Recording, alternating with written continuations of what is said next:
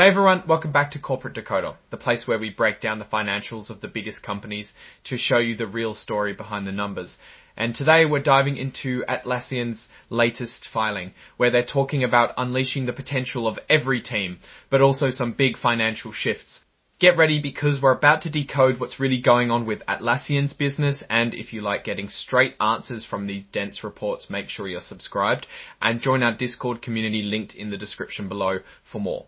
Alright, let's jump right into Atlassian's annual report for the fiscal year ending June 2025. At its core, Atlassian is all about team collaboration software, helping teams work better together.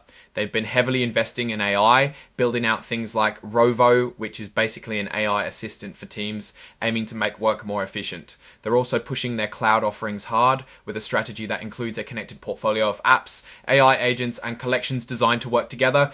Now, like any fast-growing tech company, Atlassian is facing its share of risks. They're upfront about the difficulty in predicting their future growth given their rapid expansion.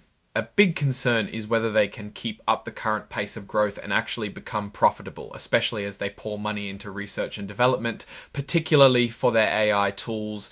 Competition is fierce, and they acknowledge that if they don't stay ahead, it could hurt them. Big tech players are also beefing up their AI and collaboration offerings, so Atlassian has to innovate constantly to keep its edge. Their big bet on AI also comes with a significant risk. They're spending a lot on AI development, and if these investments don't pay off, it could really impact their bottom line. They're even offering some AI tools for free to customers, which is great for adoption, but they need to make sure it translates into more paying customers and sales down the line. They're also moving heavily towards their cloud-based products, and this transition isn't always smooth. Moving customers to the cloud means higher hosting costs and potentially lower initial revenue per customer compared to their older data center products. If this transition doesn't go as planned, it could slow down their revenue growth and hurt profitability. Customer retention is also crucial. Most of their revenue comes from subscriptions, so if customers stop renewing or don't upgrade, that hits them where it hurts. They're tracking customer growth, especially those spending over $10,000, which shows they're focusing on bigger clients. Okay, let's look at the numbers. For the fiscal year ended June 2025, their total revenues reached $5.2 billion, which is a pretty solid 20% increase from the previous year. Subscription revenues saw a massive jump of 26%, reaching nearly $5 billion. This is their core business, so this growth is really important. But on the flip side, other revenues took a hit, dropping 34%. This was largely due to their old server product maintenance revenue winding down.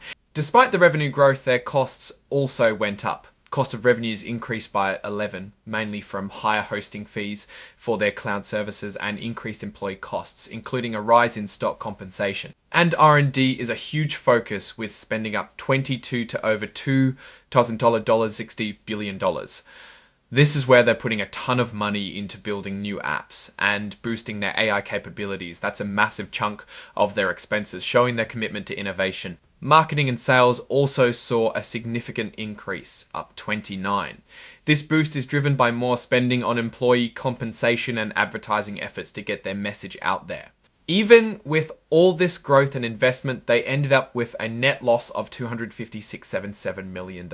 It's an improvement from the previous year's loss of $305 million, but still shows that profitability is a challenge they're working towards. On a more positive note, their free cash flow, which is the cash left after paying for operations and investments, stayed pretty much flat at around $1.4 billion.